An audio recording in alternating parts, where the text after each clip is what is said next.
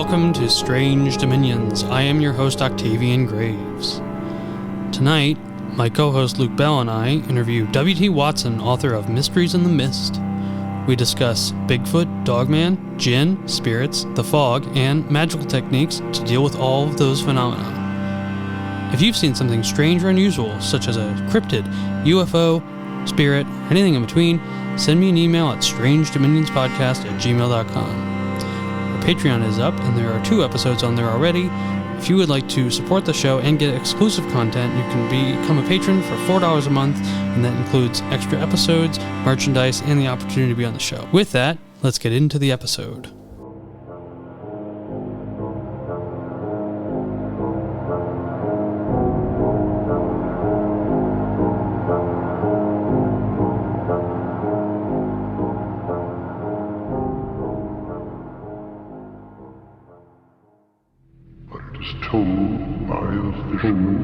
Their fathers and grandfathers, that when the fog returns to Antonio Bay, the men, the bottom of the sea, out in the water by Spivey Point, rise up, search for the campfire, and lead them to their dark, icy death.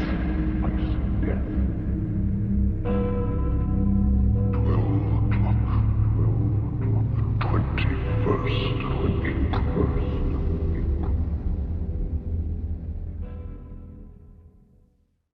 And that was a sample from John Carpenter's 1980 film, The Fog. And that is most appropriate because I have with me W.T. Watson talking about Mysteries in the Fog. How you doing, Travis? Great, I'm doing good. So just to clarify, everybody, I'm W.T. Watson. That's the author name, but I go by Travis when I do these interviews. So here I am. And I have with me Luke Bell. Hello there, how are we? Very good. Good. And like I said, we're talking about Mysteries in the Fog, which is, Travis, I have to say this is a really, really well done book. It's a very entertaining book, and it's so well researched. It was really, really a joy to read. Well, thank you. I appreciate that. When I do one of these books, and this is my second nonfiction, I did a book on phantom black dogs as well. When I do one of these books, I go looking for just any kind of source that's out there that maybe people hadn't heard of before. I know that when I did the Phantom Black Dog book, I was talking to somebody who was a real, very interested in the lore of the black dogs. And one of the things he told me was, there were some stories in there I hadn't heard before. And that makes my little researcher heart happy. Because that's my goal is when I do one of these books, I want to introduce the reader to the idea and give them a lot of different stories, witness accounts, tales from legend, and that sort of thing, and provide them with sources so that if they're curious about one aspect or the other of whatever it is I'm talking about, they can go and they can say, oh, that's in the bibliography, there's this, and this, and I can look this book up and I can go and I can find out more about that. And of course, those books are going to have bibliographies that help you go down the rabbit hole.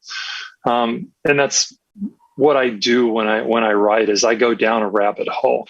I had no idea how deep the rabbit hole on this one was going to be. Yeah, and I absolutely can tell. It's interesting because fog and mist are such a essential aspect to, horror movies and just kind of like the dark gothic ambience. And I'm curious about what was the thing that made you realize that it wasn't just a trope, but an actual phenomena. Yeah, right.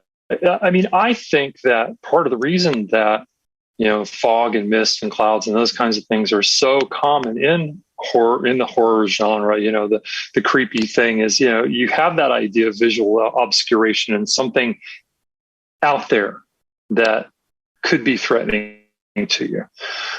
I got involved with this research as a result of several different things. When I was doing the research for the Phantom Black Dog book, Phantom Black Dogs, Walkers of the Liminal Way, I came across a number of stories that had fog involved in them. And of course, because phantom black dogs they're most well known in Great Britain, of course, that made a lot of sense. But probably the best example, or the one that always sticks in my mind, a fellow who was one of the first editors for the Oxford English Dictionary, had taken his family on an outing, on a vacation, a holiday, as they call it, and into the mountains of the UK. They were on a hike.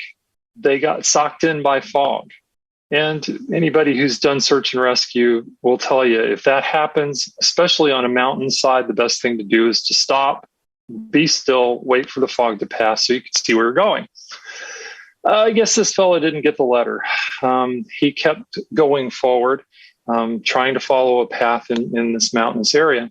And this large black dog materializes out of the fog and blocks his path.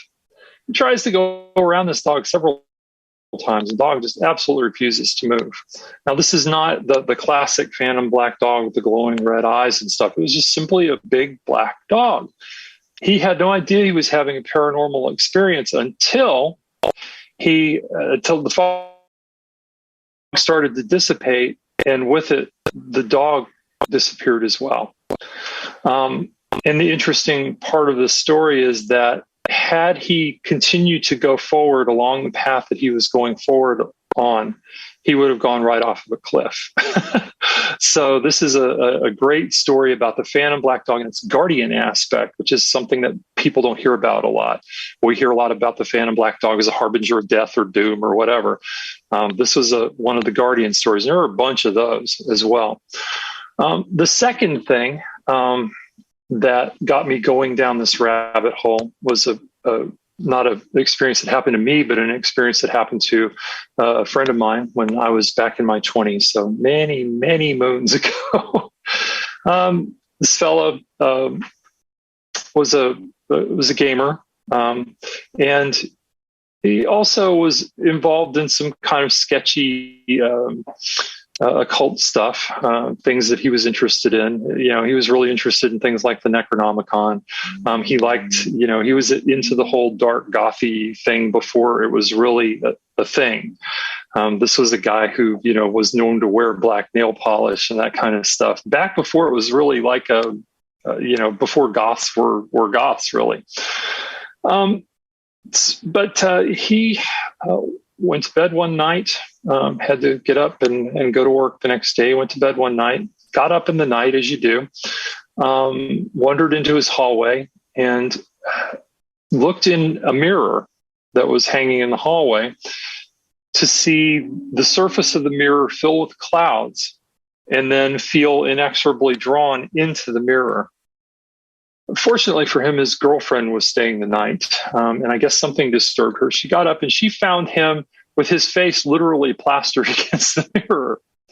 And he was not cognizant of what he was doing. She pulled him away from the mirror. If she let him go, he would try to go back. She finally, after probably 2 or 3 tries, broke him loose from this thing, got him to go back to bed, and then, tucked him back in and kept him there.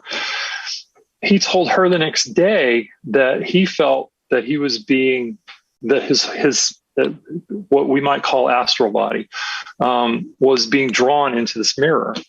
And that, if she hadn't come along and rescued him, who knows what she would have found in the morning. That incident, might or might not have been the result of, some chemical usage that he indulged in on occasion.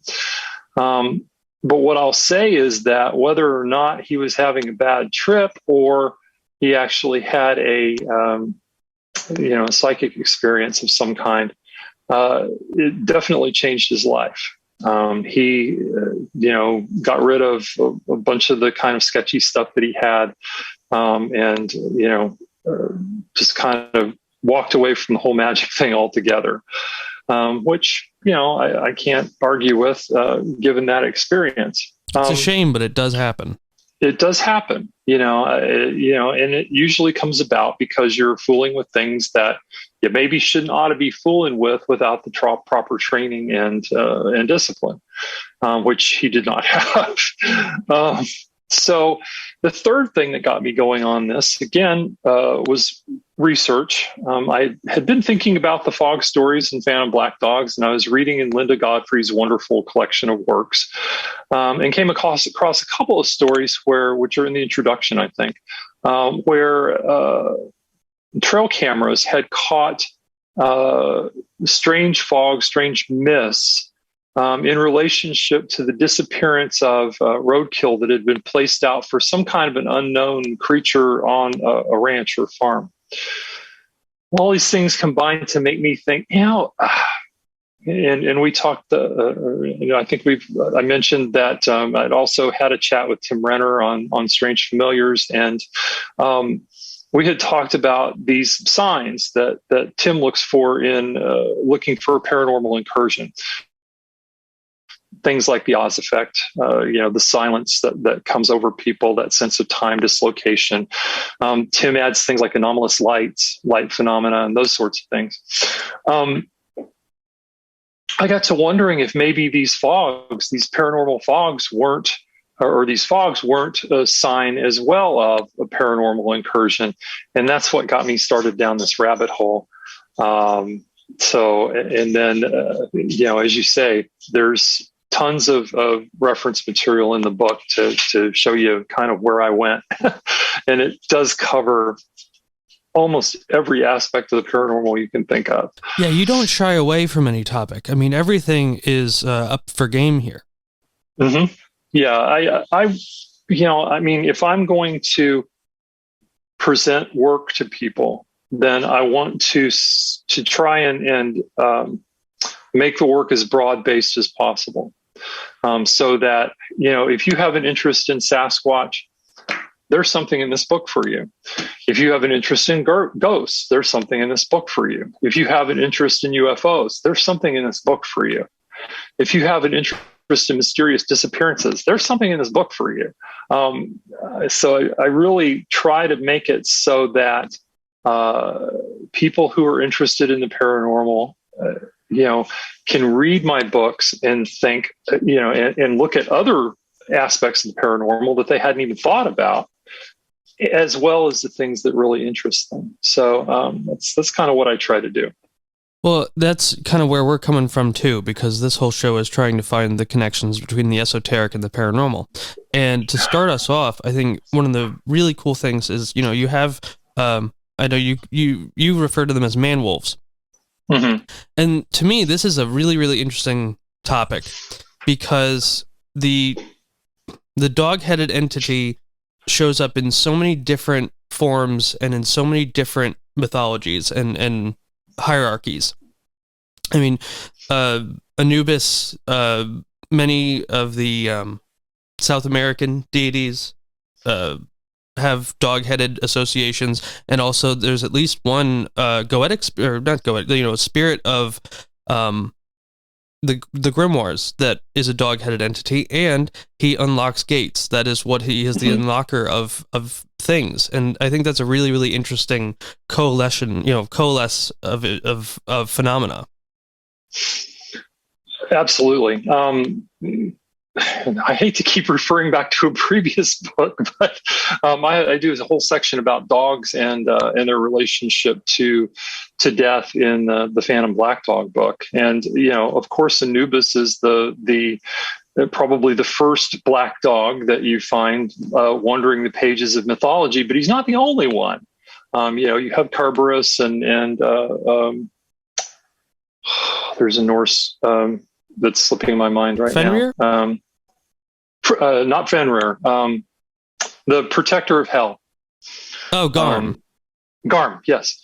All of whom are mentioned as being dusky or black. And so then you go, when you start to talk about dogs and dog-headed entities, you also have that whole myth about, I think it was St. Christopher, who was supposed to be a kind of Sfali, who was, came from a whole race of dog-headed people, apparently. It's like, okay. And these guys lived where? how did we find out about that? I mean,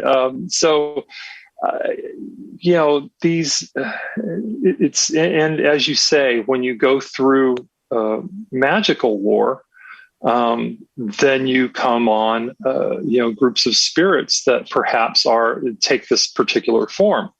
As you said, there's a goetic spirit that takes a form like that, whose name slips my mind right now. But Luke, do you know which one we're talking about? A goetic spirit that takes what form? Sorry, there's a spirit either in the Goetia or in another grimoire that takes the form of like a dog-headed entity or a wolf head, like a wolf man, basically. You're referring to Marcosius, maybe? I believe so. I think that may be it, yeah. But yes, so, I mean, and if you have done any other world walking, so to speak, then you're liable to have run into something along this line in conjunction to, say, sacred sites and that sort of thing. I have, Linda Godfrey has a theory that man-wolves, at least some of the man-wolves were actually guardians of what they call burial mounds in the Midwest. We don't really know what they are. The large serpent mounds and things like that. In my mind, and this is something I try to bring forward in my books, anything is possible, really. So these beings may be coming from another place and manifesting themselves here on our plane, or they could be adapted timber wolves. Who knows? This is one of the fun things about exploring these topics is they are mysteries. We don't really know what's going on. Hecate, who's very popular right now, one of her forms is to be a black dog, or many people see black dogs when they are working with her. Right. And it's also interesting because she is an entity or a deity of witchcraft and the underworld. And so there's another connection there. But man-wolves are really interesting because I believe it's in your book about the fog showing up and then a dogman man-wolf showing up immediately after, almost like following the fog. And that would be, if this is just a living flesh and blood creature, for it to know where fog is going to manifest, that takes, there's a lot there that I don't really see happening with just a regular flesh and blood animal. Yeah. Just to back up to Hecate for a minute, if you follow Jason Miller at all or have read his Protection and Reversal Magic, there's a wonderful banishing Hecate banishing spell in that book that actually involves dog-headed entity taking one of the seats in one of the directions to help protect and banish around the individual. And Hecate is world walker. She has both underworld and very strong overworld. She goes where she wants characteristics. So, the whole black dog thing around Hecate is definitely a thing. I've seen that in vision myself. So, I don't spend a lot of time talking about it in the book, but it's certainly something that has motivated me me in writing that particular book. As far as the man-wolves, and some people like to call them dogmen, I feel that way. That's the term that I grew up with, but I understand why a lot of people feel it's silly. I know that Tim Renner also feels it's a silly term. Well, it's not even so much that it's silly. I'm very animistic in my belief processes, and I believe in respecting spirits. And so to me, it's like, if I'm going to talk about Sasquatch, I'll talk about Sasquatch, because I kind of find the term Bigfoot a little insulting. I mean, if I were one of these creatures and people were walking around talking about my feet all the time, I wouldn't be too happy about it. So I always try to err on the side of caution when it comes to, having respect for whatever it is we're talking about. Whether, I mean, as I said, with the man wolves, there's the theory that it could be an adapted wolf. I don't know. But if it is the spirit that's coming over to our side to our dimension, then, I want to try to be sure that I'm respectful of that. And I think man wolf is a whole lot more respectful title than a dogman. That seems a little derogatory to me. Well, hello. Sorry, the tail. He can't stop. Yes. Is that Freya? No, this is Grim. No, that's your other guy. Yeah, okay, hi, Grim.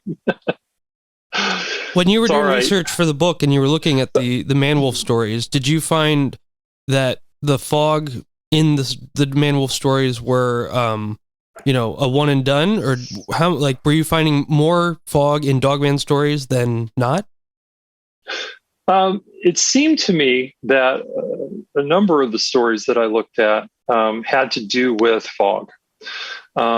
The classic one being one of the original Beast of Bray Road witnesses actually was driving down Bray Road, had a bump in the road, thought that they had hit a farmer's dog and stopped to see, if there was anything they could do. Got out of the car, got out of the vehicle, and it was, the stereotypical dark and foggy night. This man wolf materializes out of the fog and is charging her. And fortunately, she jumps back in her car and closes the door and drives off.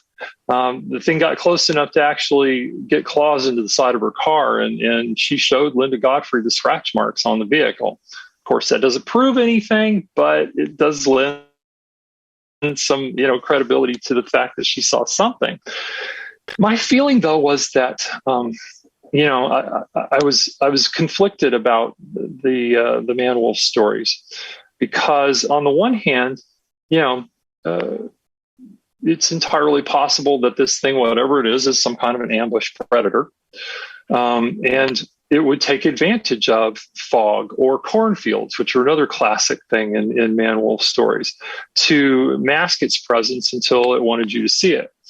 And there's a very clear feeling in a lot of these stories that these things want to be seen. They're unlike the Sasquatch, which is the hide and seek champion of the world. Go ahead.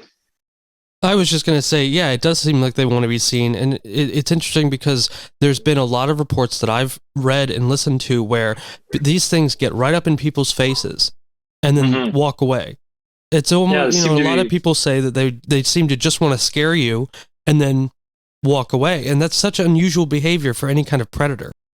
Yeah. So the thing is, if you study wolves in the wild, it's not so unusual when you consider that wolves are very territorial creatures. They have a pack territory, and they will engage in behavior like bluff charges and showing fangs and really scaring the crud out of any other wolf that comes into their territory. Those behaviors seldom result in fights unless the other wolf refuses to back down. And even then, they aren't typically fatal. It'll be a situation where the other creatures run out of the area. So my feeling about this behavior, this aggressive behavior, is that these things, whatever they are extremely territorial. And they don't want you in their neighborhood. So, if you're out wandering around, whatever, and you come across one of these things, it's going to try to get you out of its territory. And we see this kind of behavior with phantom black dogs too, where, the phantom black dogs on Meridian Island in Wisconsin, I think, are well known for actually giving chase to people until they hit a certain segment of the road that leads out of that area, and then they're gone. it's not. I don't think it's that unusual. The thing that really arises in my mind, though, in the fog cases, because there are a couple where this creature comes out of the fog and shows itself to a person, chases a person, or whatever. Is the creature using the fog as a visual cover, or is the creature actually using the fog to manifest itself? Much like we see, spirits being manifested into visibility using incense in some ceremonial rites. And I can't answer that question. So. Well, yeah, and that's a very interesting point, because if it's just, like I said, it's one thing if it was just somehow knowing where the fog was going to manifest and then like following it. Mm-hmm. I mean, that's weird enough. But then you add in the idea that it's actually has some kind of control over the fog and can use it at its own will. And I think is it actually producing the fog? Yeah, exactly. I'm curious to know if, when you were looking through these stories, if you noticed if the presence of fog changed the attitude or behavior of the Dogman as opposed to stories of man-wolves where there wasn't any fog present. Not that I noticed. What I found was that a lot of times when these creatures were appearing out of fog, they were engaging in much the same behaviors that you see in some of the other stories where it's a clear day or a clear night and the creature's just trying to get people out of its territory. So the behavior seems to be the same. Of course, the episodes where the thing appears out of the fog tend to be even more horrifying to people than the ones where it happens on clear day. At least you see this thing coming.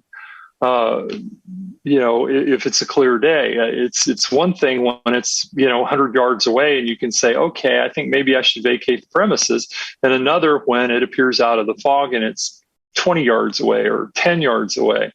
And from all reports, these things move very quickly. I think honestly, if one of these creatures really wanted to get somebody, it could. But again, we see that sort of bluff charge behavior where they will, run up and they're growling and doing all this stuff, but they never quite catch you. They're just you're always out of reach. Yeah. You're just always kind of got this thing breathing down your neck until you get up a tree or, whatever it is, and then it will walk around and growl at the base of the tree and be all mean and bad, and then eventually it goes away. Did you notice in any of these stories, now I know this isn't necessarily a fog question, but with the Dogman reports, was there any increase in Dogman reports with full moon in the scenario, or does that not even seem to matter as far as like when people see them? Yeah, so the fact is that in the vast majority of the reports that I looked at, and I have read all of Linda Godfrey's books and so forth, so I am fairly conversant with the lore of these creatures, with the modern day witness reports. The vast majority of them don't mention the moon phase. I have seen a couple. Trying to think. I have seen a couple where the moon, somebody mentioned that the moon was full because, it was important to their story and that they could see and there was light. But I have not. I'd be interested in seeing whether there's any extrapolation between the full moon and the appearance of these creatures. But I don't think anybody has done that work. Well, one thing that I would really like to see in paranormal research is more people who do research these things and investigate it start noting the atmospheric changes and the, like the day and hour that they may experience something, or that they're going out looking for something, and what phase the moon is in, because I feel like that has a bigger factor than people are realizing. And obviously I'm coming from a magical perspective here, because I do believe that there is a strong connection to the two, and that includes magical techniques to investigate. Yeah, what's the planetary hour? What's the phase of the moon? All of those things could have a bearing on the presence or absence of these creatures, and we're talking about creatures over a wide scale of paranormal, from the Sasquatch to the man wolf to some of the weird lake monster things that I'm investigating right now, researching right now. I would be super interested in seeing investigators use that kind of information, in addition to, is it raining? Is it foggy? Is it, is it a clear day? Is the wind blowing? All of the other, physical things that you might take into account as a field investigator. Did you find tracks? Yeah, this is one of the things that makes me crazy in reading a lot of witness reports is, and I understand why. If you've had a man-wolf encounter, you might not really want to go back to that place for a while, but I would love to see some more intrepid folks out there that are, younger than I am and willing to go out in the field. I'd love to see some folks go out and look at these sites. And it's like, because, you get all these UFO investigators that go out and find all these physical signs, right? They find these, indentations in the ground and all that sort of stuff, right? Bigfoot researchers too. Yeah, and Bigfoot people too. Yeah, I'd love to see that with the man wolf, for instance. We do occasionally see reports of tracks and large canid tracks. One of those stories that I was referring to earlier in the interview, where there was a mysterious fog that came along, and then this roadkill would disappear, and they would find these huge canid tracks around there that appeared to be bipedal, and they had some man-wolf sightings in the area and that sort of thing. I'd love to have more information about those things. Yeah, absolutely. Before we move on, Luke, do you have any comments or questions about this topic? Yeah, I mean, I find this all to be really, really fascinating. I think that the thing that keeps springing to my mind, and whether or not there's any veracity to it is obviously up for debate, but there's a long history in the grimoire tradition, in folklore, and in ceremonial magic of spirits being wards or protectors of places. And the idea that these spirits don't, or I'm already referring to them as spirits, these entities don't seem to follow through in causing physical harm to the people that they're charging at or that they're chasing, I find quite interesting. It almost seems to me as a layperson, when it comes to this particular topic, like they're protecting something, like there's something there that they don't want people going near, and I would be fascinated to know what that is. Yeah, absolutely. And that's a really, really important point, because I think that, these things almost act as like the tough guy genus loci, if we can use that phrase. Mm-hmm. So, I mentioned earlier that Linda Godfrey has noted an extrapolation between the presence of these creatures, whatever they are, whether they're spirits or whatever, and First Nations, what they call burial mounds, which may or may not be burial mounds. But I certainly think that at least some of the cases in that we see are examples of spirit guardians, beings that have been placed there to keep people from interfering with whatever it is. One of Godfrey's very early stories, if I recall, was in the 1930s. Actually came across one of these, a night watchman actually came across one of these creatures digging in the side of one of these mounds. And when he approached it, because he didn't realize what it was at first, shined a flashlight on it, it looked at him and said something like Gadara, which, if I remember correctly from the book, might have been a reference to demoniac possession in the New Testament. So the very okay, why would it be digging in the side of one of these mounds? And this is obviously a spirit that's come, if it was a spirit that had come to complete physical manifestation, because it left traces behind. I think there's a really strong possibility, just from my own meditative experiences, that these beings are, or at least some of these beings are, guardians of places, and or guardians of people, or as in the case of Hecate, actually a deity, somebody who works for a deity. I think any of those things are entirely possible, and of course they get ignored completely in mainstream paranormal research. Luke, I have a question. In a lot of the conversations that we've had about spirits and their abilities, we've talked about, being able to gain a familiar from a spirit to do a very specific task. And I'm curious if you've ever come across any spirits that specialize in protection of individuals or protection of a group of people, or if that factors into any aspects of spirit work. Oh, absolutely. I mean, there is an incredibly long tradition of that. I think that aside from finding riches and treasure, protection from harm is one of the main things that any magician has ever conjured spirits for.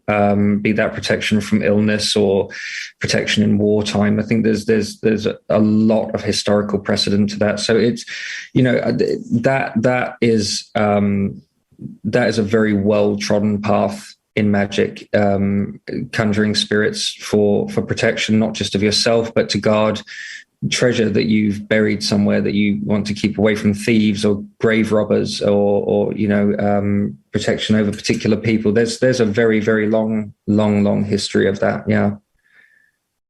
Yeah, I feel like, and like you, Travis, I'm very if and kind of thinking.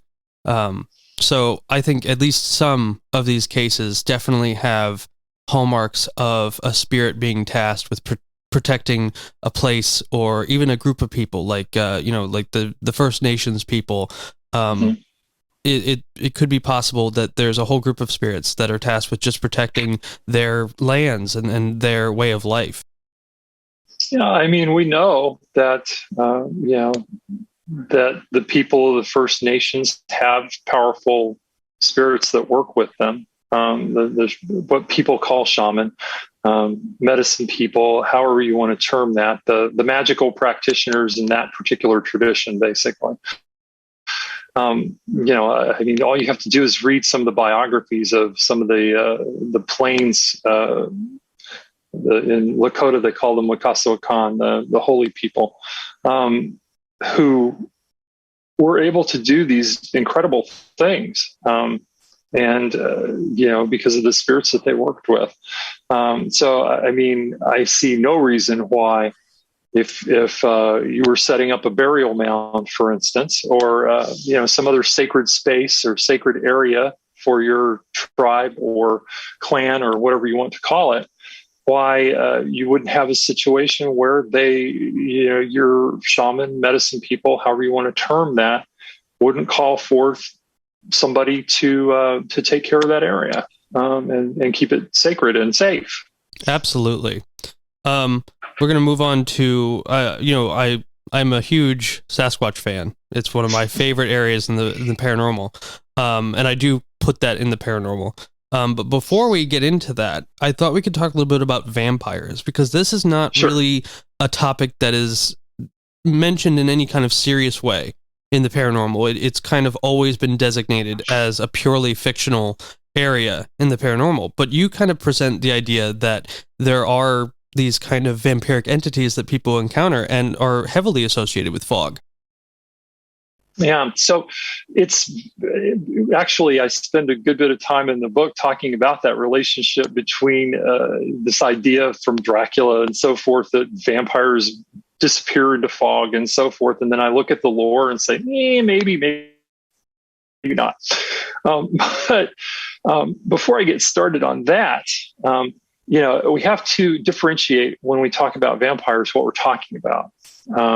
There is a subculture in the United States of people who, for whatever reason, feel that they are lacking in vital energy.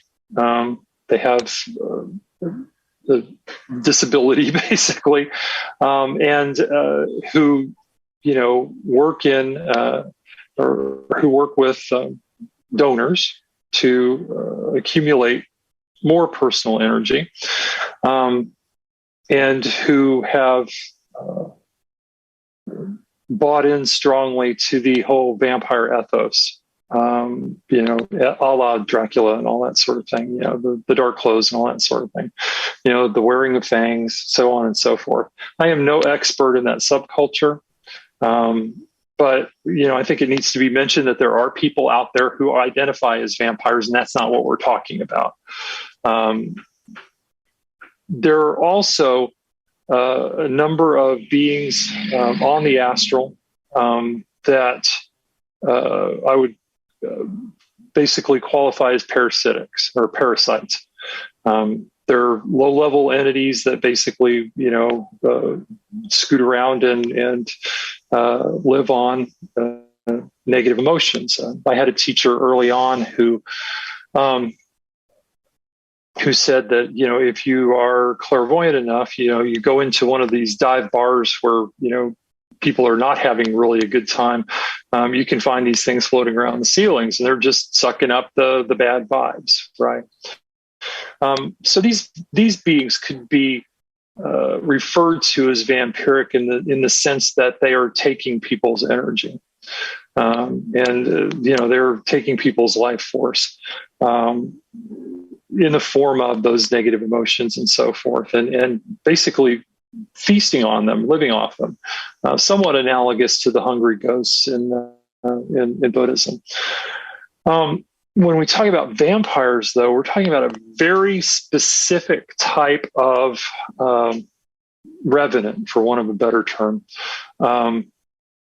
And if you've read John Michael Greer's Monsters, an Investigator's Guide to Magical Beings, he does a whole chapter on vampires and talks about the second death and how there are certain debased methods for avoiding the second death, and those people who have shed their physical bodies but are able to live on this plane by basically sucking up the life force of the people around them.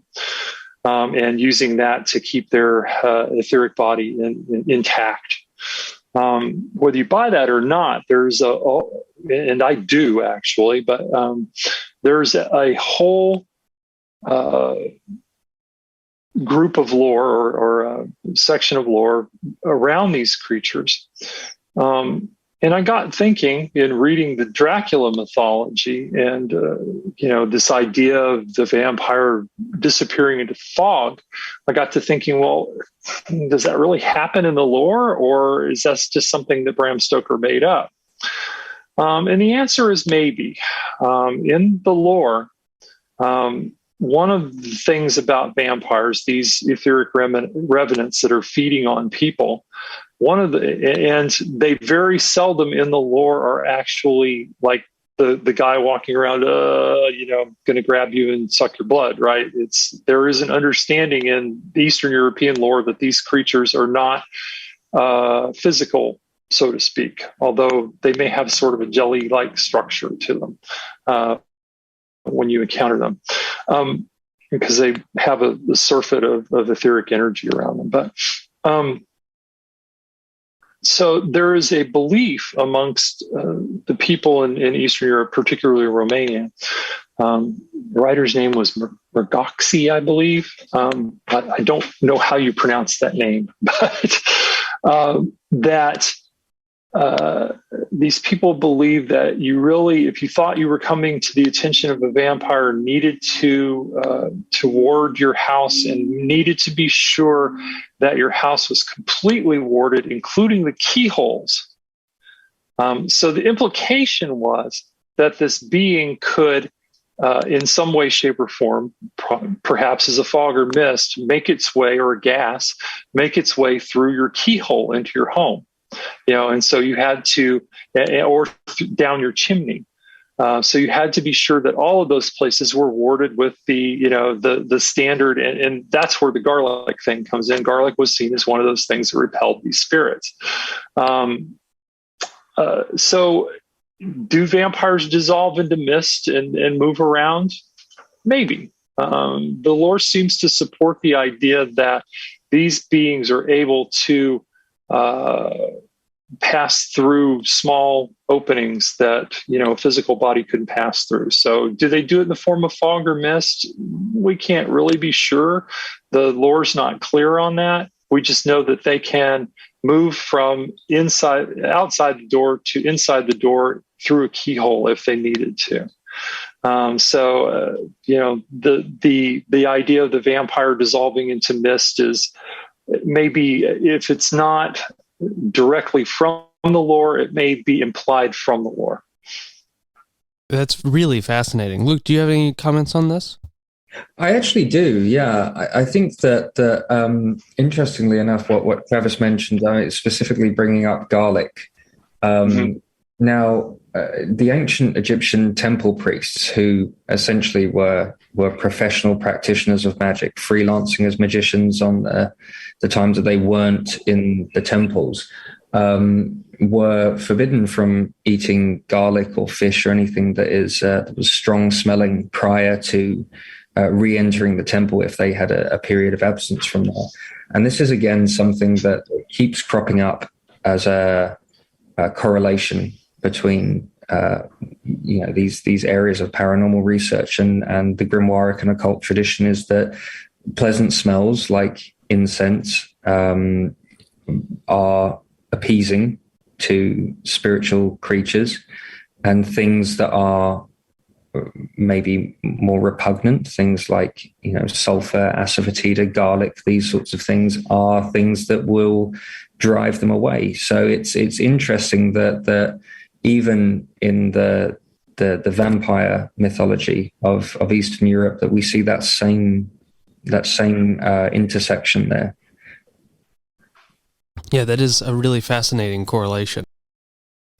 I found that it was a very interesting little short dive into a rabbit hole, because the vampire that we all visualize when you hear that word is not the vampire that Eastern Europeans were afraid of.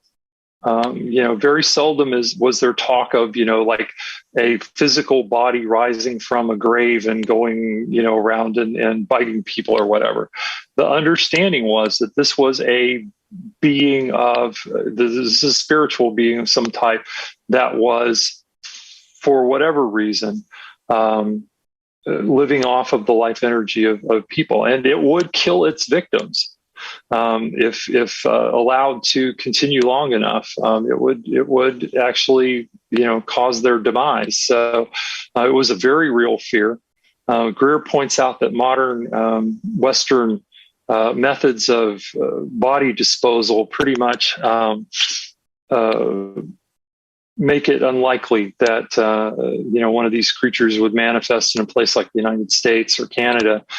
That it would be much more likely that they would manifest in more primitive areas where bodies were just buried whole in the ground without being interfered with. Because his assertion was that the destruction of the body, or the filling of the body with chemicals and so forth, would actually disrupt this magician's basically ability to escape the second death. So it was a fascinating look at Eastern European lore, though. Yeah, it really is.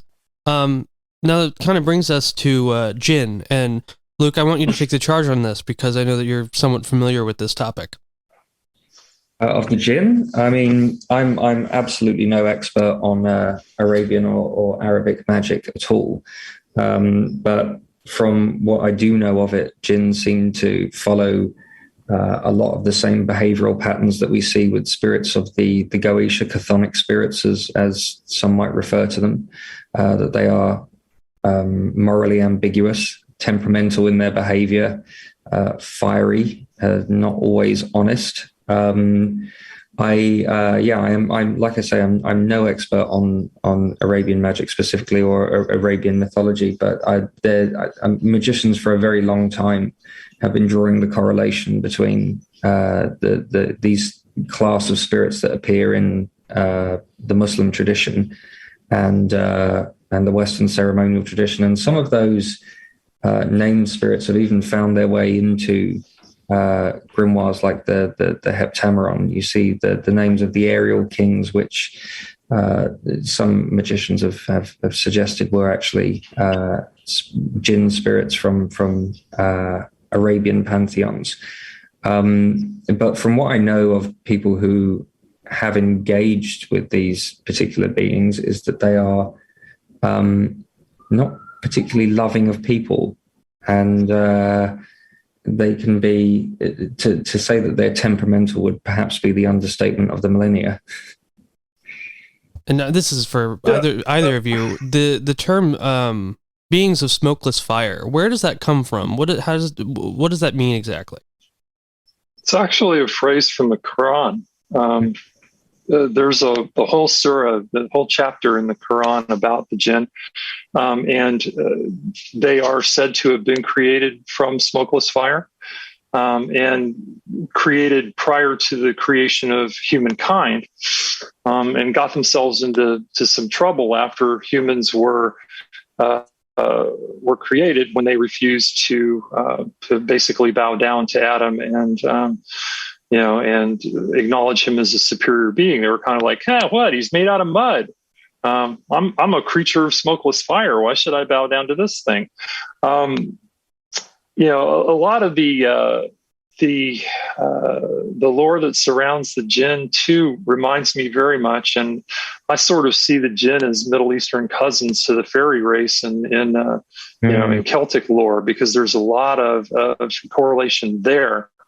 When you talk about spirits, it's very difficult. I know that the ceremonialists and the grimoire tradition people, we're always trying to label spirits and put them into little, this is what this spirit does.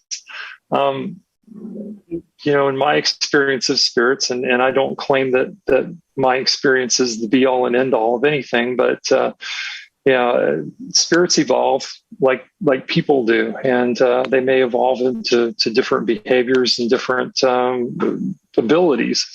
But when we talk about the jinn and fog, the classic story that I relate in the book is one by Rosemary Ellen Guiley, who is a very famous paranormal researcher who passed some years ago. Must have been a fairly intrepid woman. Actually went to Jordan, and she had found out that there was this cave where the jinn were supposed to live. So she talked a couple of locals into taking her out there, and got there. They found an entrance to the cave. It was basically a straight drop down into a cavern. So she actually harnessed up and started to rappel into this cavern. She got some distance into the cavern, and her story was that she saw a green mist, a green fog, which is also something we see in the fairy lore about. It's this green mist or fog that is known to be produced by fairy. She saw this green mist. And as she got closer to the bottom of the cavern, she felt that she was hearing a voice, but she wasn't sure whether she was hearing it audibly or whether she was hearing it in her mind, telling her that she needed to get the heck out of there, to leave, to go away, basically. she started to go back up the rope. And fortunately, she made it to the top before her two guides had taken off on her, because they told her that what they saw was a green mist forming into a jinn being and telling her to basically get the hell out. This was their territory. So, you had a difference in perception there, but both parties, were convinced that something peculiar had happened, and that it took the form of a green mist, which I thought was fascinating. It's quite interesting how accepted the jinn, the existence of the jinn is in Arabic culture. Even those who would consider themselves to be, not particularly superstitious or spiritual or religious in any way, it's just like, well, yeah, the jinn exist and you don't go bothering them, and yeah. I've even personally spoken to veterans from, the Gulf War who have been out in the desert and seen and heard things that they still to this day can't explain. They seem to be extremely corporeal, and they're not shy about making their presence known if they're upset with you, by the looks of it. Mm-hmm. Yeah, the belief in the jinn is actually a tenet of their faith. It's in their, like I said, it's in their Quran. So, if you're a Muslim, even if you're not a very good Muslim, then you probably believe the jinn exist. And there's another correlation to that in fairy lore, because within the British Isles and places like Iceland, even people who are not superstitious at all, they take great heed of areas that fairies may be in existence. Yeah, and also, with the jinn, one of their, and this is just kind of a little side story, but one of their beliefs, the beliefs about these creatures is that their two favorite forms when they manifest here on the earth plane are a snake or a black dog, which. And there have been reports from soldiers in Iraq and Afghanistan and stuff of mysterious black dogs that have appeared in their combat zones. I had a Muslim neighbor when I was in Atlanta, and I also happened to have a black dog. This was a black border collie mix, and I would go to take this dog out, and these people would be coming out their door, and they would run back in their apartment and slam their door and lock it. They wanted nothing to do with my dog. That's how strong their belief in these creatures are. It's like, you got a jinn in your house. Why are you keeping this thing in your home? So, it is a very powerful belief amongst Middle Eastern, North African cultures. Fascinating book about that is Legend of the Fire Spirits by Robert Lebling, if people are interested in knowing more about the jinn and the actual lore of the jinn and not what somebody says about them.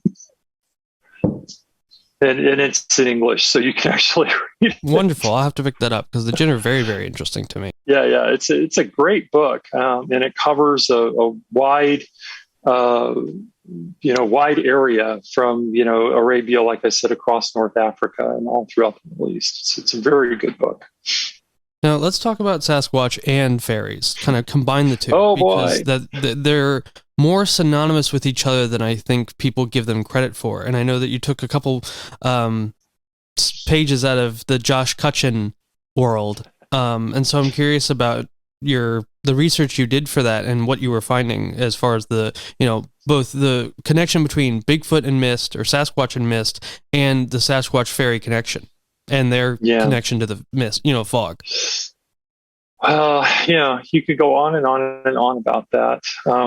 There is that subset of researchers into the Sasquatch phenomena who are determined that, they're after a relict hominid or an unknown species of bipedal ape. And you're not ever going to persuade these people that that's not the case. And you know what? I'm okay with that. I am perfectly willing to believe that there is a relict hominid or a bipedal unknown species of ape running around in places like British Columbia or the Pacific Northwest, dense forest lands where, it's really possible for something like that to exist. There's a whole species of bison that was lost for several decades. They thought was extinct that popped back up in the 1950s here in Canada. If you can lose the largest land animal in North America, the woodland bison, if you can lose those guys for 40 years, then hey, it's possible there's a big ape running around out there somewhere. I'm okay with that. But this is where you come into the both and thinking. I also think that there's a very strong spiritual aspect, as in a spirit aspect of the Sasquatch lore. And all you have to do is read Tim Renner and Joshua Cutchin's Where the Footprints End, and that'll, amazing and seminal book. Honestly, I was just rereading it last night. Mm-hmm. There's enough stories in there, just in those two books, to keep you, from just totally buying into the whole ape theory, because there's something distinctly weird about some. Again, I say some, not all, some of these sightings, experiences, encounters. In relation to the fog, I, in the book, make the jump over the pond to the UK, where you have the Grey Man of Makdui, who manifests. I'm really glad that you put that in the story, because that's a really, really fascinating story that rarely gets connected to the Sasquatch phenomena, but I think it should. But it's describing the exact same kind of behavior as what a lot of the Sasquatch researchers take as presence of a Sasquatch without actually seeing one.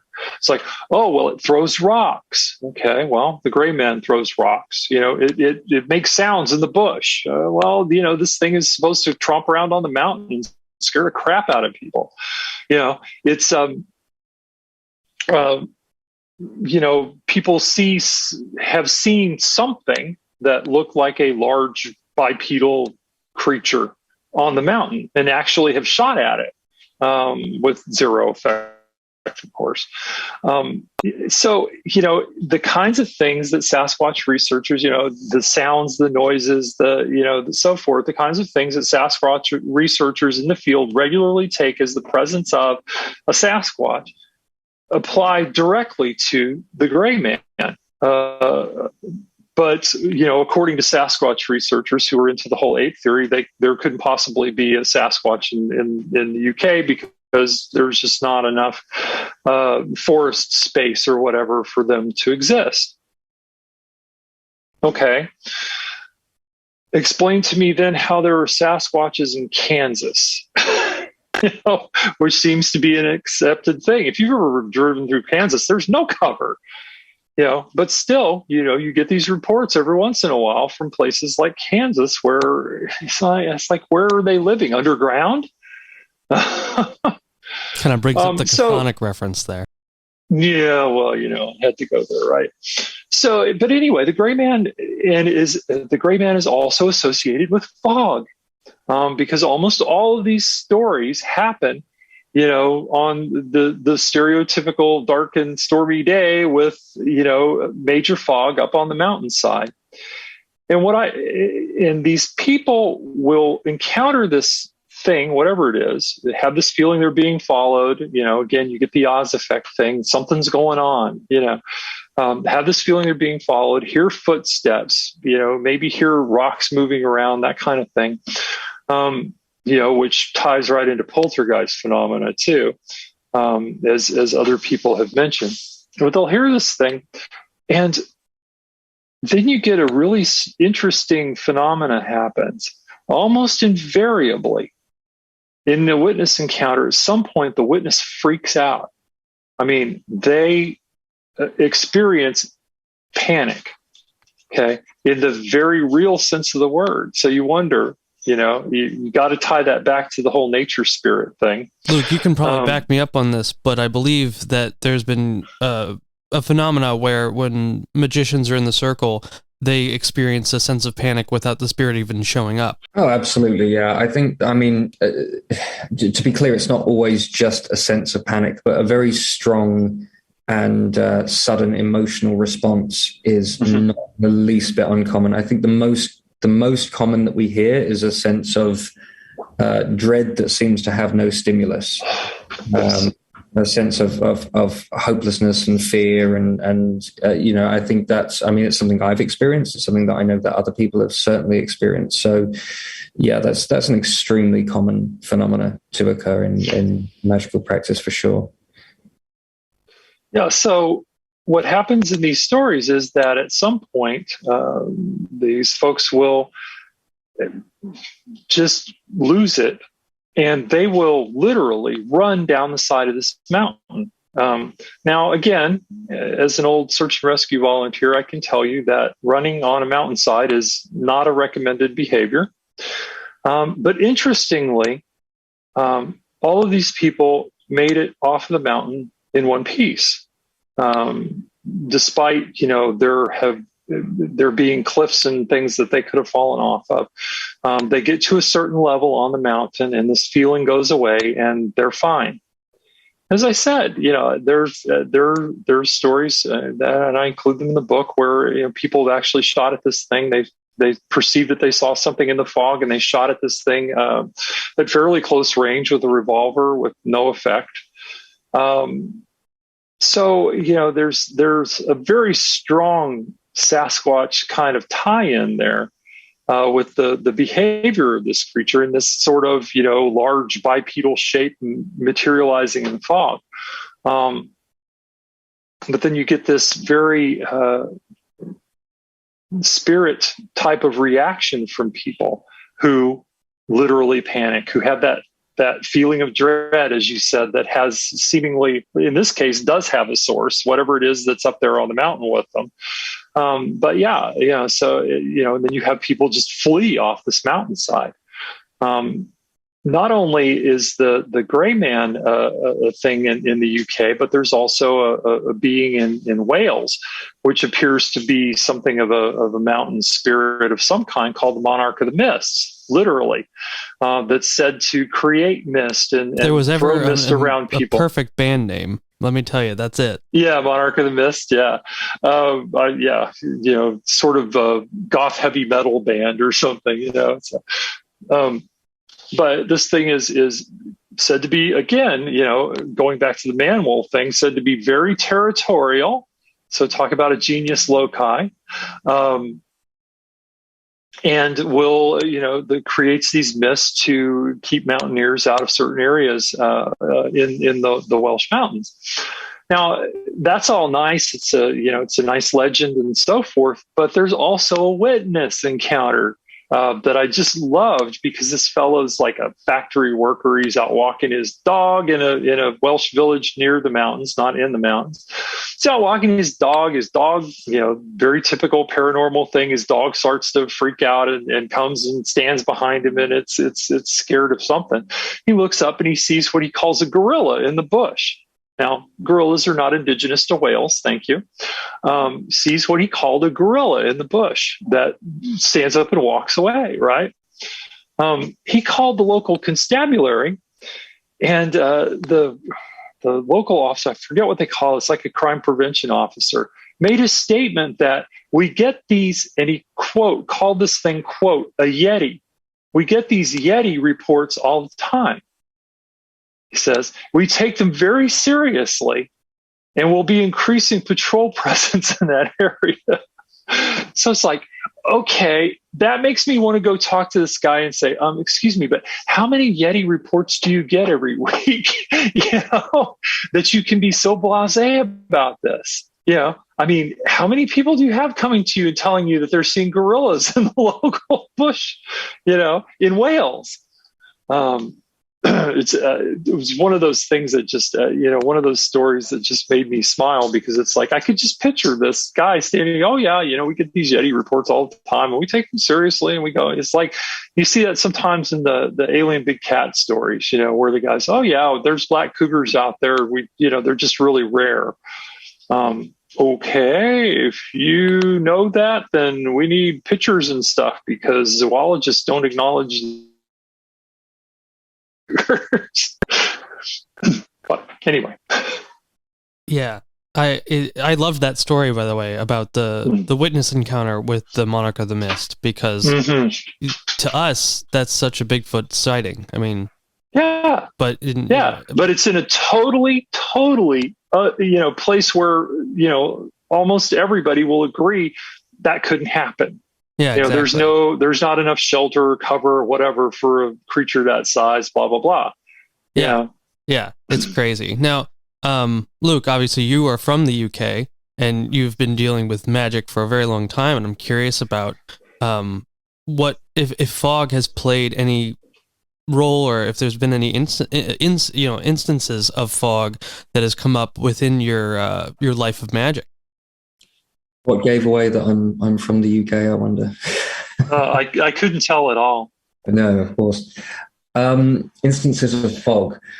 I think that some of the time that you're in the early days of, and when I'm talking about magic, I'm talking about the grimoire tradition, because I am a bit of a grimoire purist, and the early days when you're working the grimoires and you're getting less than spectacular results, it's fairly common. I had this. I had a couple of initial quite big successes, and then a slump for a little while where nothing really seemed to happen. And I've spoken to other magicians about this as well, and it was not uncommon to get some kind of what looked, I suppose you could call it a mist or a fog around the circle whilst conjuring, that never really seemed to do anything other than just appear and then dissipate once you finish the ritual off. It seemed to be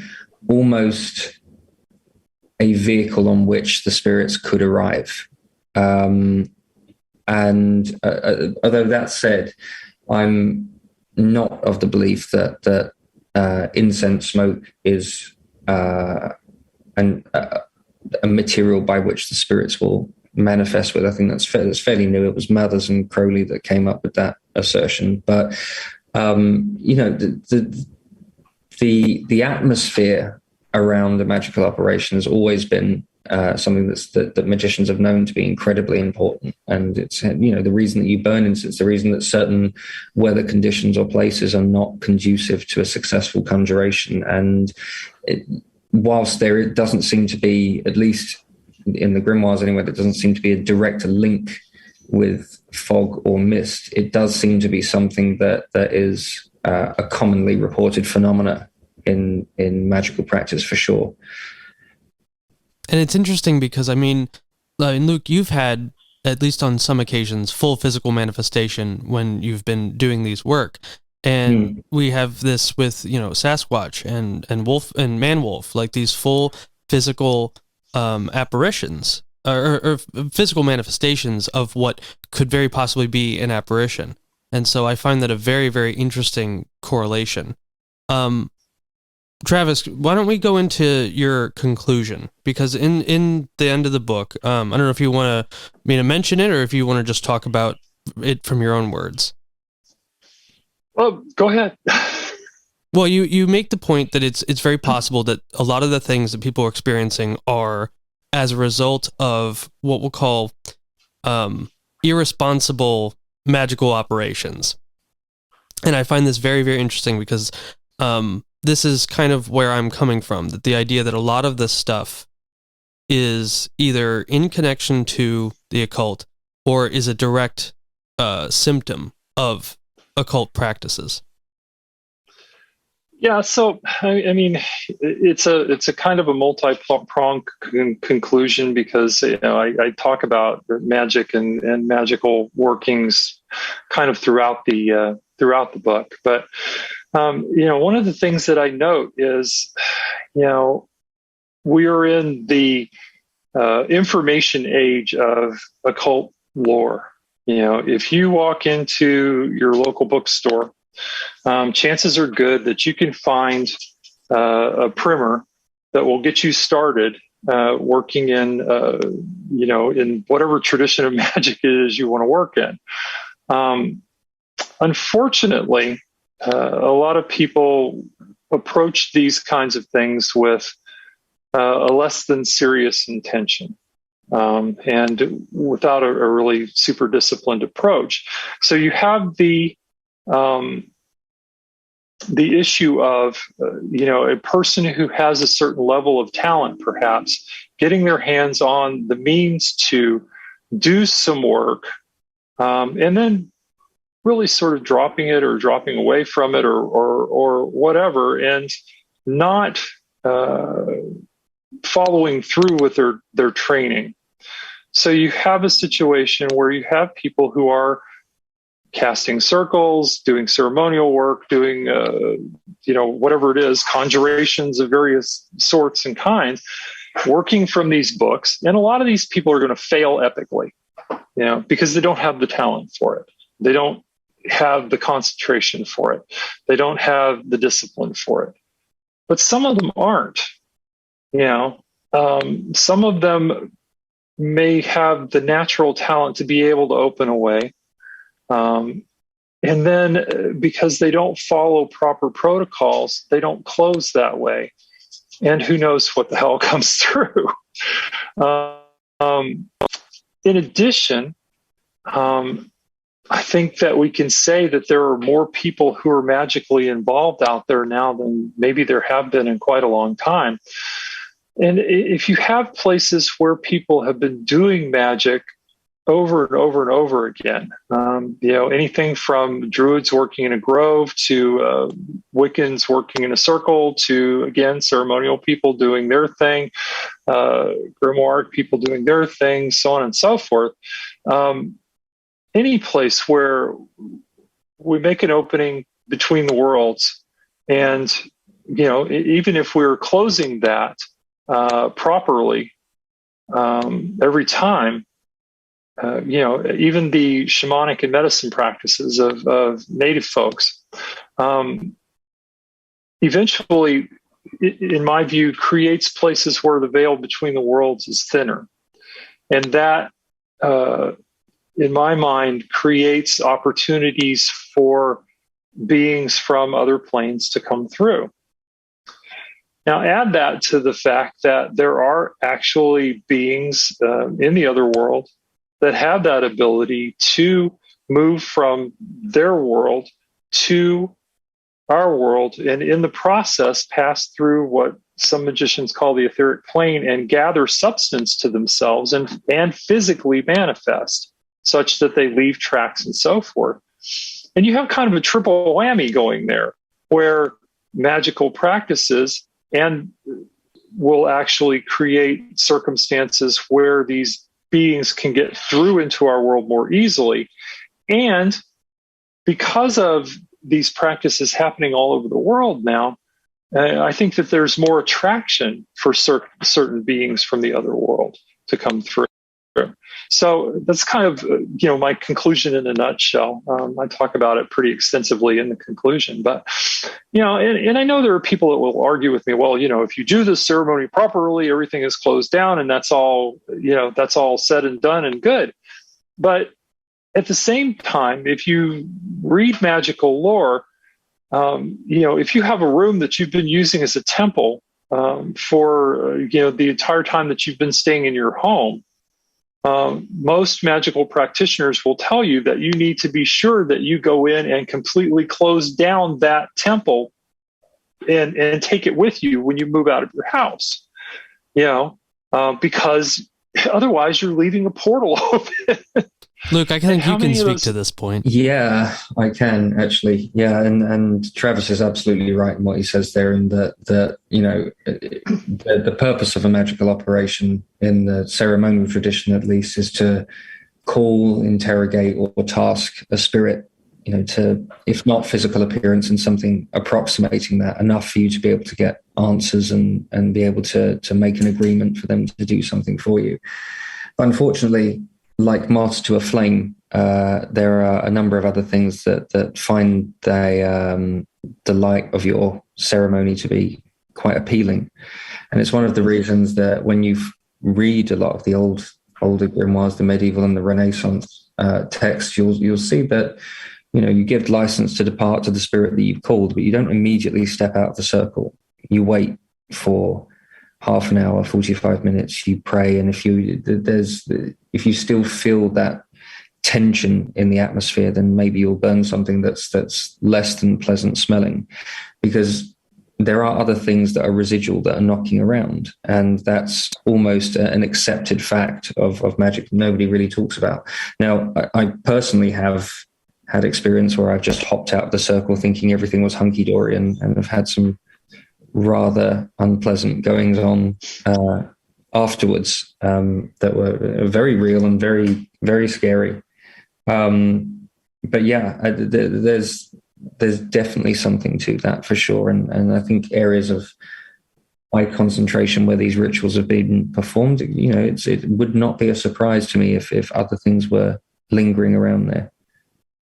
Absolutely. And one thing that I feel is that with all that being said about these, after so many rituals have been done in these certain areas, and these beings the veil has been thinned, and these beings come into our world and for some reason stay.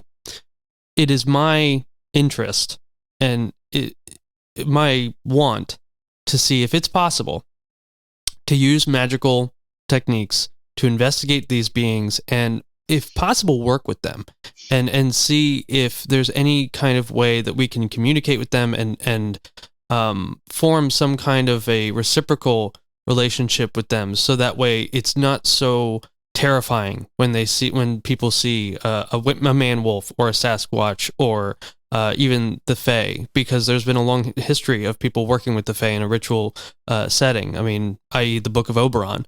But I think the same thing could be extended to apparitions, cryptids, and things like that. And Travis, I'm just curious about your thoughts on that. Okay, so I have to preface this by saying that I need to be completely confidential, because I promised that I was going to be completely confidential. So this is going to be a very general story, but one that has some bearing on what we're talking about. But I can't really talk about who was involved, that sort of thing. That's fine. But I had a acquaintance who was interested in going out and doing Sasquatch research, and asked me pretty much that question. Is it possible to summon one of these things?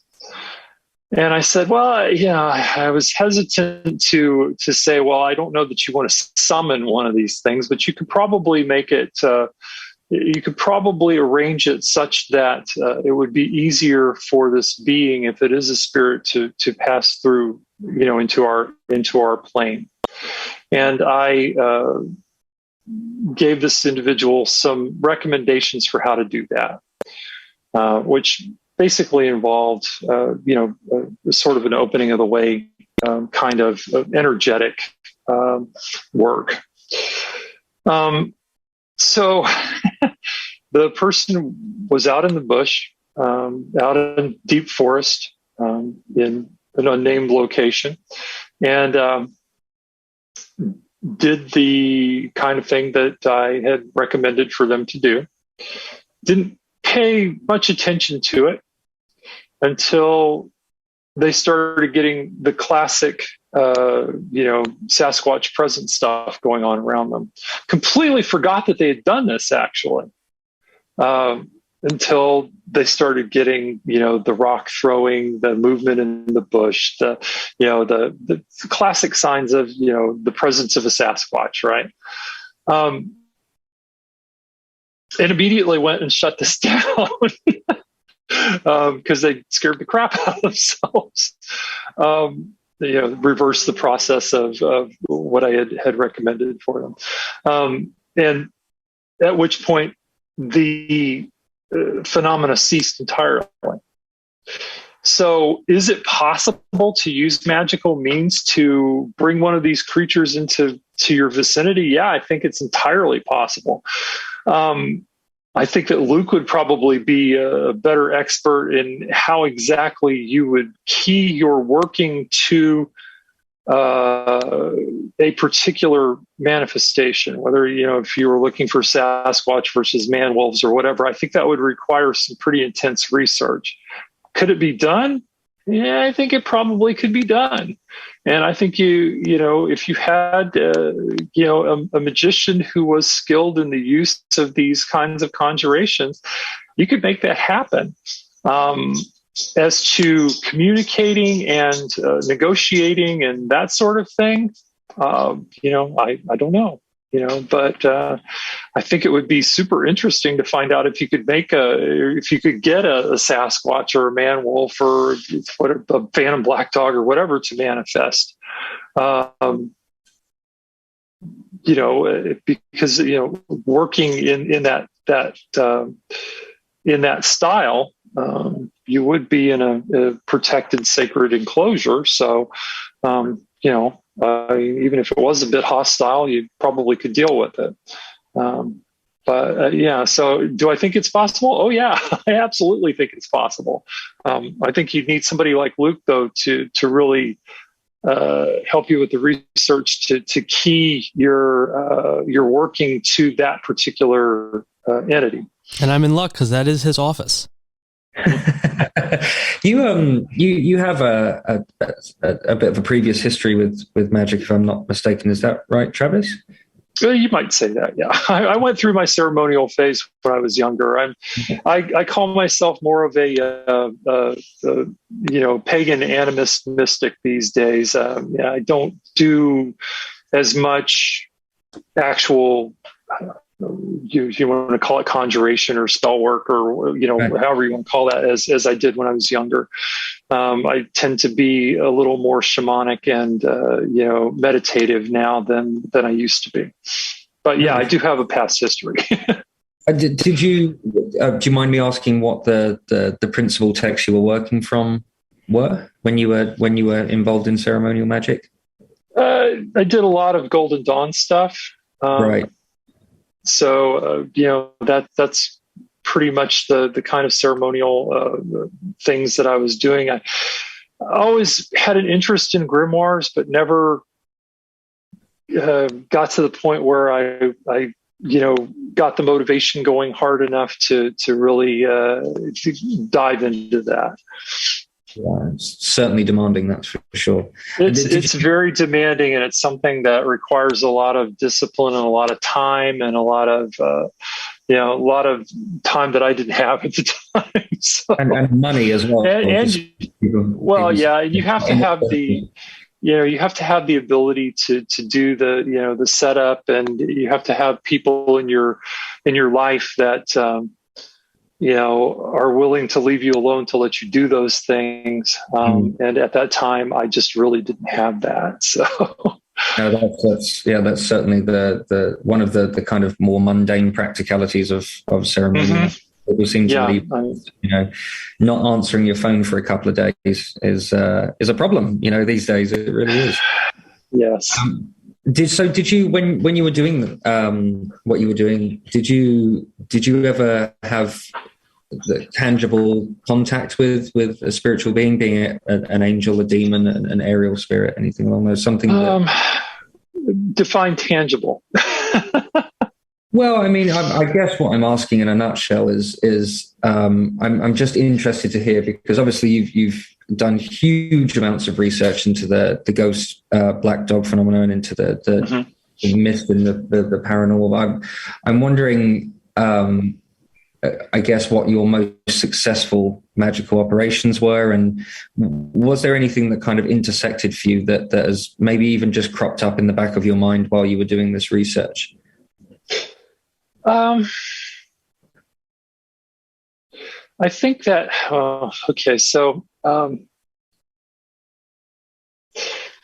this is where I get into oath sworn territory, and I have to tread carefully.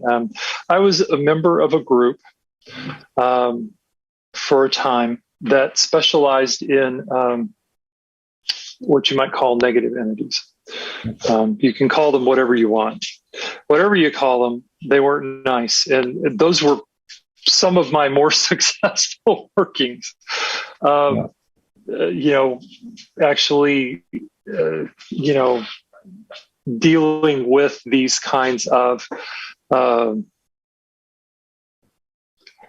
call them disharmonic entities, beings that do not resonate well with humankind. That's a good way of. It's a phraseology that one of my first teachers taught me, and it's something that I come back to because it works for me. I have trouble thinking of spirits as being good and evil. Right. Yeah. Yeah. And even positive and negative kind of is odd, but there are some beings out there that just do not do well with humans, with the human energy field.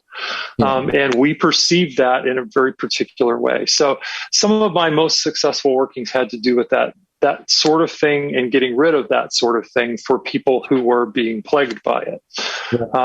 And again, I can't really go into specifics because, the group is such that they don't make their presence known. People find them. So, if you found them, then you really needed them. And that's kind of how that goes.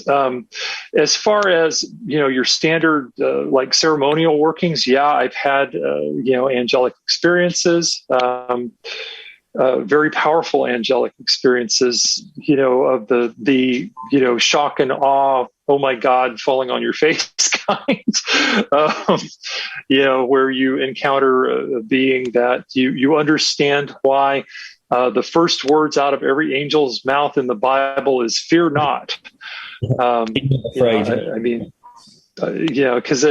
it's not so much fear as it is just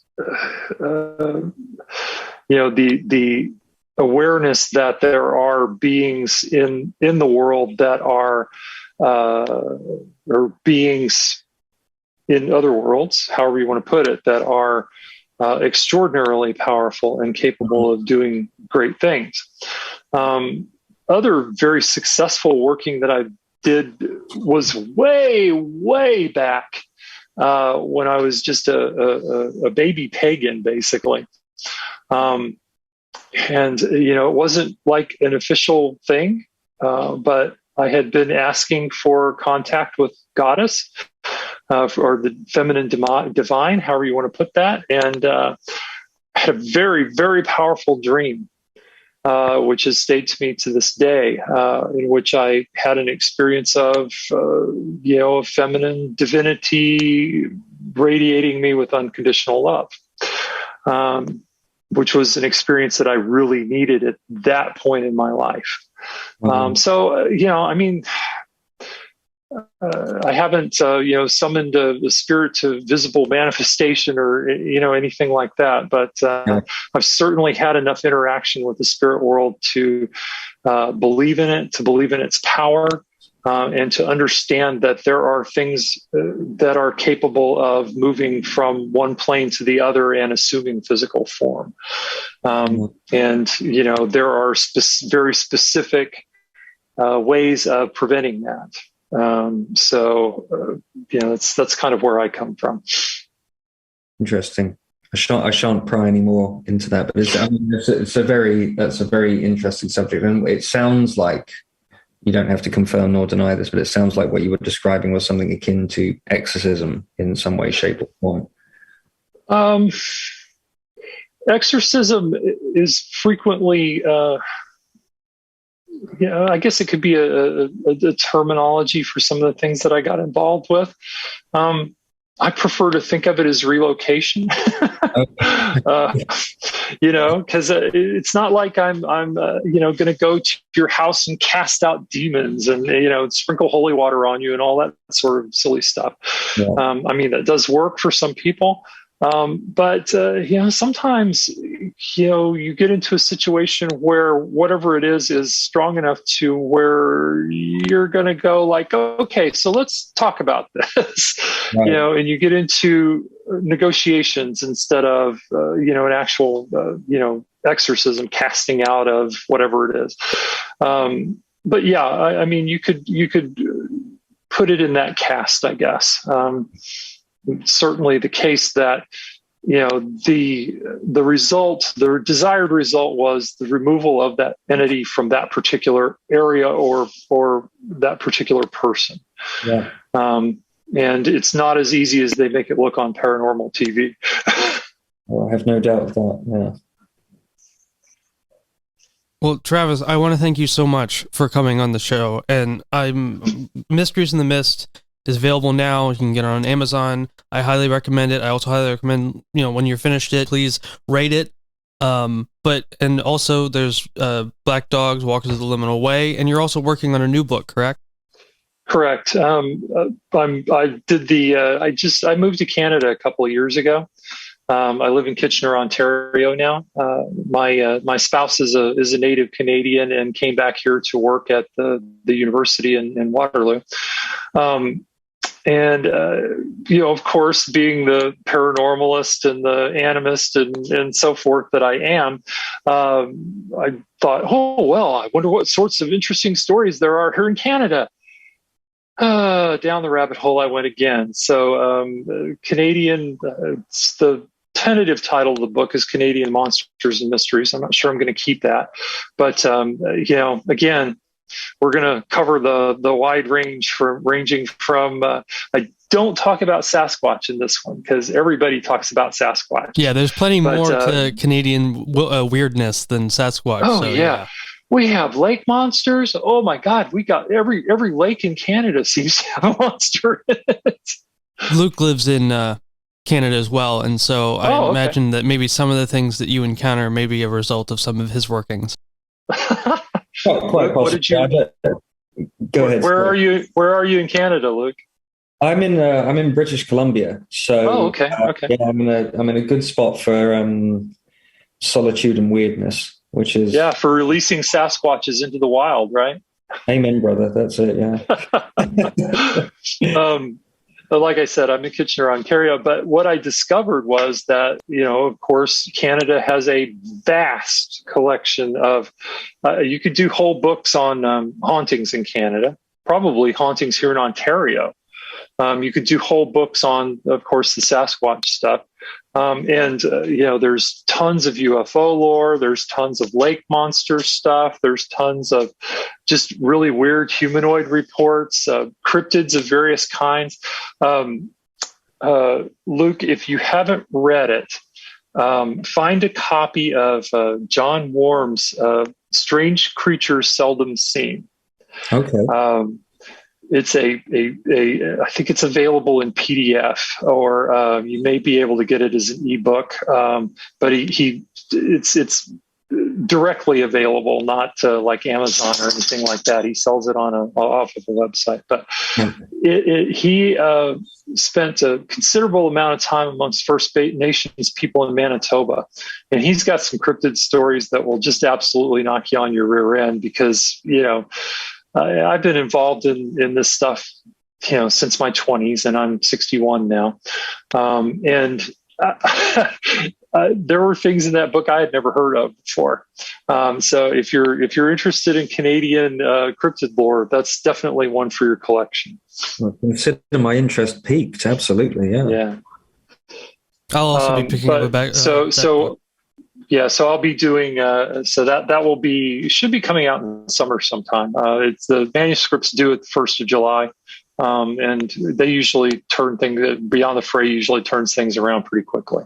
Awesome! I'm really excited about that, and I would love to have you on the show again to talk about it. Great! I'd love to do it. Well, Travis, thank you so much for coming on, and I hope you have a great day. Oh, you too. Thanks very much to you and Luke. It's been a pleasure chatting with you. As is ours. Real pleasure. Okay. All right. Thank you so much. Have a good night. Okay. You too. All right. Bye.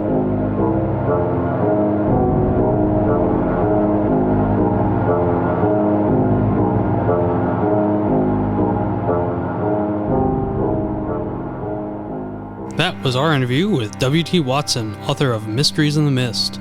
We will be having him back on to talk about his future books and maybe some of his past books. With that, everybody, have a great night, and we'll see you again on The Strange Dominions.